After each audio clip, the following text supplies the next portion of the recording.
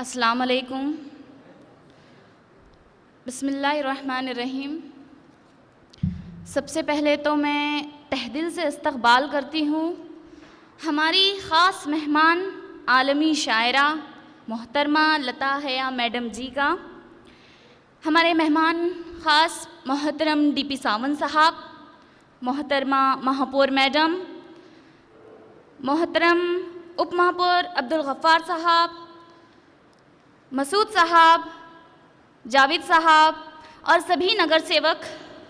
وقت کم ہے اس لیے میں سبھی کے نام نہیں لوں گی، اور یہاں پر موجود تمام خواتین Jamaat Islami Hind, M P J, تمام doctors and my dean sir doctor Qadri sir جو یہاں پر موجود ہیں، میں ان کا بھی تہ دل سے استقبال کرتی ہوں، اور خاص طور پر آپ سب کا جن کی دعاؤں نے مجھے آج اس مقام پر کھڑا کیا ہے، تو میں آج آپ سب کا تہ دل سے استقبال کرتی ہوں۔ طواف عالم یہ کتاب محبت کی قلم سے لکھی گئی ہے، انسانیت کی طرز پر لکھی گئی ہے، حق کے پنوں پر علم کے چراغ میں انصاف کی سیاہی سے لکھی گئی ہے۔ اس کا اہم مقصد ہے دین حق بات کو حق ثابت کرنا، انسانیت، محبت، یکسانیت کی طرز پر، اور مجھے امید ہے کہ یہ کتاب انشاءاللہ آپ سب کی دعاؤں سے کامیاب ہوگی۔ دراصل اس کی اصل تفہیم یہ ہے کہ یہ دنیا سوائے خواب کے کچھ نہیں، اور آخرت ہمیشہ باقی رہنے والی ہے۔ دنیا ایک اندھیرا ہے اور آخرت صبح کی پہلی کرن ہے۔ دنیا ایک امتحان ہے، آخرت اس کا نتیجہ ہے۔ دنیا ایک آزمائش ہے اور آخرت اس کا صلہ ہے۔ موت منزل ہے اور یہ زندگی بس راستہ ہے۔ ہم نہیں جانتے کہ صبح کی پہلی کرن میں کب ہماری ہمیشہ کے لیے شام ہو جائے۔ ہم نہیں جانتے کہ آنکھ جھپکتے کب ہماری آنکھیں ہمیشہ کے لیے لگ جائے۔ خیالوں کے طواف میں یہ بندگی کیسی، جو بھول جائے موت کو وہ زندگی کیسی۔ سب سے پہلے تو ایمان پر لکھا گیا ہے کہ ایمان کا مطلب ہوتا کیا ہے۔ ایمان کا مطلب ہوتا ہے کہ امن پانا، ایک پختہ یقین۔ مثال کے طور پر ایک بندہ ہے جو اپنے والدین سے دور ہے، اور وہ بندہ اپنے والدین کی خیریت کو جاننا چاہتا ہے، اور وہ بے چین ہے جب تک اس کے والدین اس کو پیغام نہیں پہنچاتے۔ جب پیغام آتا ہے تب وہ بندہ مطمئن رہتا ہے۔ جب اس کے والدین اس کی ضروریات کو بھیجتے ہیں، نشانیاں بھیجتے ہیں، ثبوت بھیجتے ہیں، تب بندہ وہ جا کر ایک مطمئن رہتا ہے۔ اسی طرح یہ ایک ایمان ہے۔ اقرا اللہ تعالیٰ کے پیغام کا سب سے پہلا لفظ ہے جس کے معنی ہیں پڑھو۔ اللہ تعالیٰ تو کہتے ہیں کہ تم ایسٹروناٹ بن جاؤ، تم خلاباز بن جاؤ، کہ ہم نے تمہارے لیے ستاروں کو مسخر کیا، خشکی میں اور اندھیروں میں تم راستہ پا سکو۔ ہم دن کو رات میں بدلتے ہیں، رات کو دن میں بدلتے ہیں۔ اللہ تعالیٰ تو کہتے ہیں کہ تم اوجن ریسرچر بن جاؤ، تم سمندر کے سائنٹسٹ بن جاؤ۔ ہم نے دو دریا ملا کر رکھے ہیں، ایک کھارا ہے اور ایک میٹھا ہے، جو نہیں ملتے، اور وہاں پر کئی نعمتیں ہیں۔ اللہ تعالیٰ تو کہتے ہیں کہ تم زولوجسٹ بن جاؤ، ہم نے چوپائے بنا کر رکھے ہیں، اس میں گرم لباس ہے اور کئی فائدے ہیں۔ اللہ تعالیٰ تو کہتے ہیں کہ تم بوٹانسٹ بن جاؤ، ہم نے اس زمین پر ہر قسم کے پھل میں جوڑے دوہرے پیدا کیے ہیں۔ اللہ تعالیٰ تو کہتے ہیں کہ تم سوشل ایکٹیوسٹ بن جاؤ، انصاف کے لیے آواز اٹھاؤ، حق کے لیے آواز اٹھاؤ، ظلم کو روکو۔ اللہ تعالیٰ تو کہتے ہیں کہ تم وزیر بن جاؤ، بادشاہ بن جاؤ، مسکینوں کی، محتاجوں کی مدد کرو، ظلم کو روکو، امن قائم رکھو، صبر کرو، محبت، یکسانیت قائم رکھو۔ یہ دین حق صرف فرائض کا نام نہیں ہے، یہ پوری انسانیت، پوری کائنات، پوری محبت، ایک صبر کا، ایک امن کا، اس کا یہ پورا نچوڑ ہے۔ محض ہم دیکھتے ہیں کہ دنیا میں جہاد کو لے کر کافی شور مچایا جاتا ہے۔ اصل میں جہاد کے معنی کیا ہیں؟ جہاد کا مطلب ہوتا ہے کہ کوشش کرنا۔ حدیث شریف ہے کہ سب سے افضل جہاد یہ ہے کہ آدمی، انسان اپنے نفس اور برے خواہشات سے جہاد کرے۔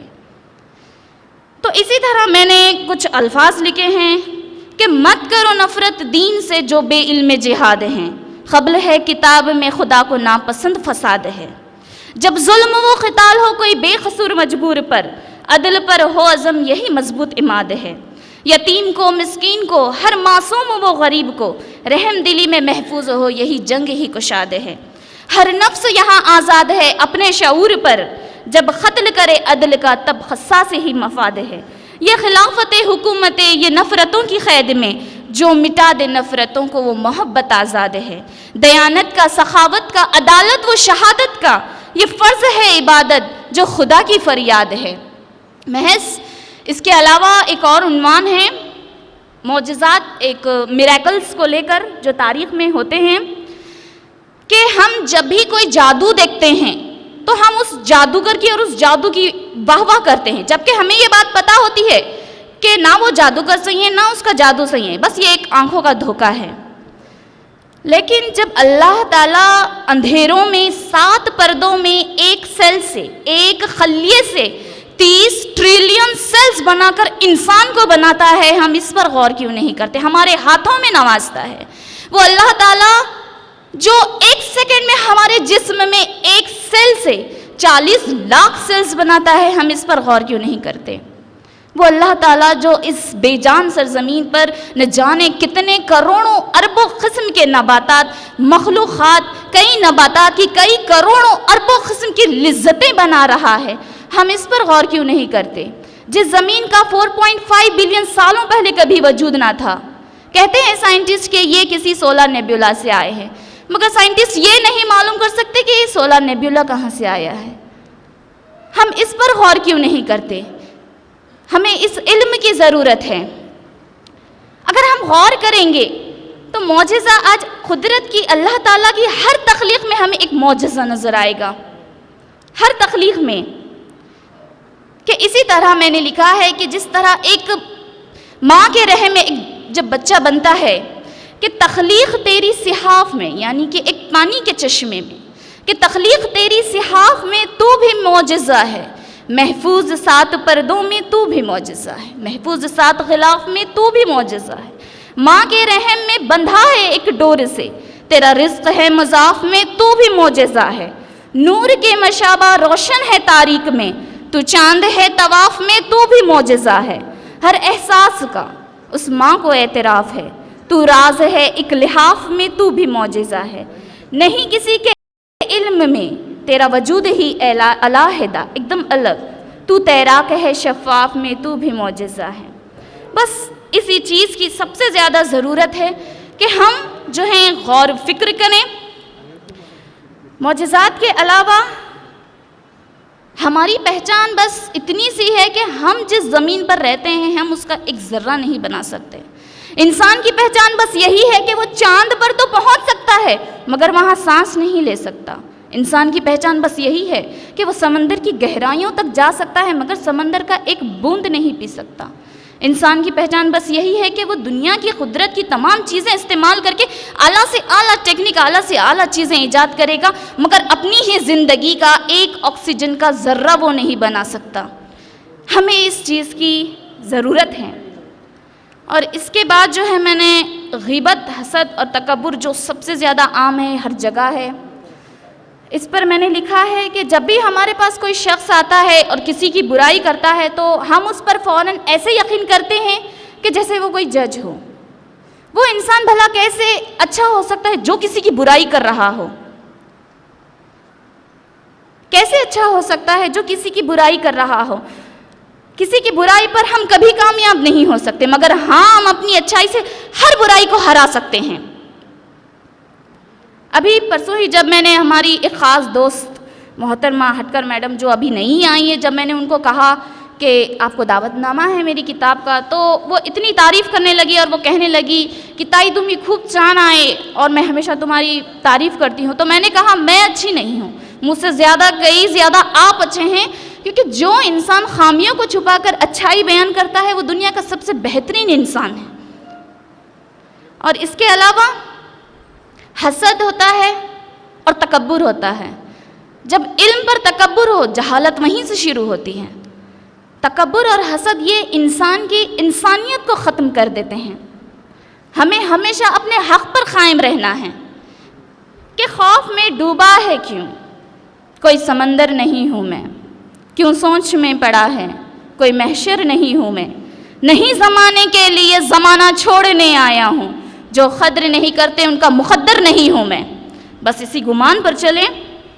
اور اس کے علاوہ رشتوں کو لے کر میں نے لکھا ہے کہ مجھے کہتے ہوئے تھوڑی سی جھجک محسوس ہوتی ہے، مگر وہ کہتے ہیں کہ خیال اور قلم کو دنیا کی کوئی طاقت نہیں روک سکتی. تو یہ حق بات ہے، میں یہاں پر بالکل کہوں گی. اگر کسی کو برا لگا تو میں معافی بھی چاہتی ہوں کہ رشتوں میں آج نمود اور نمائش بہت زیادہ ہو گئی ہے، کہ آج رشتوں کو دولت کی ڈور سے جوڑا جاتا ہے. ہم دیکھتے ہیں کہ تحریر نامے آتے ہیں، ایک جیسے بایو ڈاٹا آتا ہے، تصویر آتی ہے، نام آتا ہے، ڈگری آتی ہے، رتبہ آتا ہے، خاندان ہوتا ہے، فرقہ ہوتا ہے، مطلب یہ تمام چیزیں ہوتی ہیں، مگر اس پر حسن اخلاق یا اعمال نہیں ہوتے. جبکہ خدیجہ رضی اللہ تعالیٰ عنہا نے ہمارے محمد صلی اللہ علیہ وسلم کو علم دیکھ کر نہیں کیا تھا پسند، عمر دیکھ کر نہیں، دولت دیکھ کر نہیں، گھر یا خاندان دیکھ کر نہیں، صرف اور صرف حسن اخلاق کی بنیاد پر انہیں قبول کیا تھا. کیونکہ اللہ تعالیٰ یہ پیغام پہنچانا چاہتے ہیں تمام انسانیت کو کہ حسن اخلاق، ایک اچھے سنسکار، ششٹ آچار، ایک گڈ مینرز سب سے انمول دولت ہوتی ہے. ہم دنیا میں دنیا بنانے نہیں آئے ہیں، ہم دنیا میں آخرت بنانے آئے ہیں. رشتے ایسے بناؤ جو آخرت کو بنائیں. اور بیٹیوں پر ہم دیکھتے ہیں کہ بیٹیوں پر آج جہیز کو لے کر کافی ظلم کیا جاتا ہے کہ دھن کی ڈور سے ایک بندھن بنا دیا، بیٹی کو بیچ کر تم نے دلہن بنا دیا، زیور پہن کر وہ زنجیر کے تنہا گھٹ رہی، خاوند کے ہاتھ میں اسے ٹوٹا کنگن بنا دیا، غم دل میں مر چکی آنسوؤں کا غسل لیے سرخ جوڑے کو اس کا ایک کفن بنا دیا، کبھی بوجھ کہہ دیا کبھی مہمان کہہ دیا، دنیا کو اس کے تم نے اجڑا چمن بنا دیا، رحمت خدا میں کتنے نقص نکال دیے، بیٹیوں کے حسن میں بھی توازن بنا دیا، اصول و شرائط کا گھونگھٹ پہنا دیا، مہندی کے ہاتھوں میں اسے رہن بنا دیا، قدموں میں جس سے جنت اس کو کچل دیا، محبت کو اس کے تم نے بس الجھن بنا دیا. اسی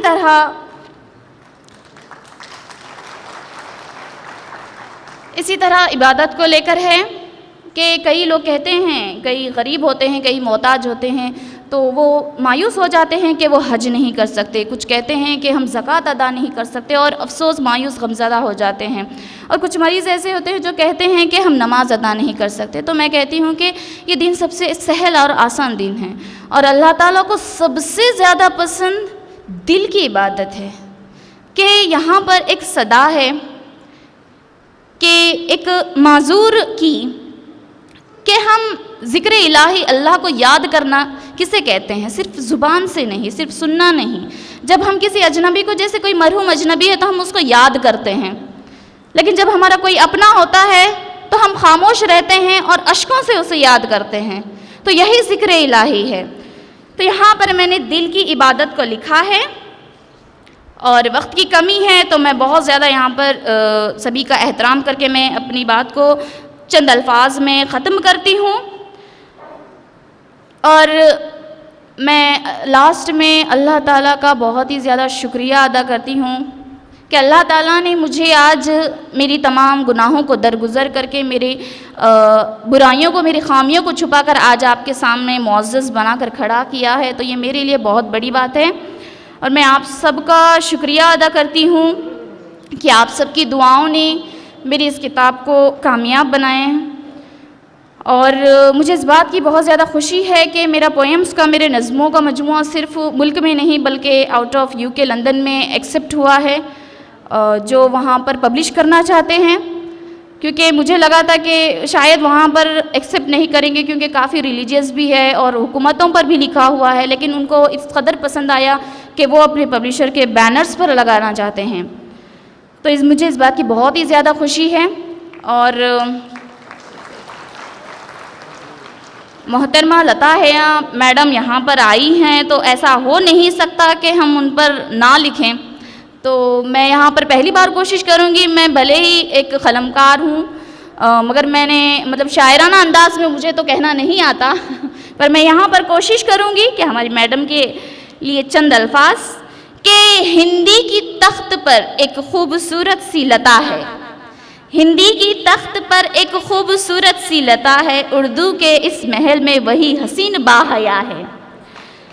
لفظوں میں مٹھاس ہے، لفظوں میں مٹھاس ہے یا کوئل کی ساز ہے، سادگی کا لباس میں یہ اندھیروں کا ایک دیا ہے۔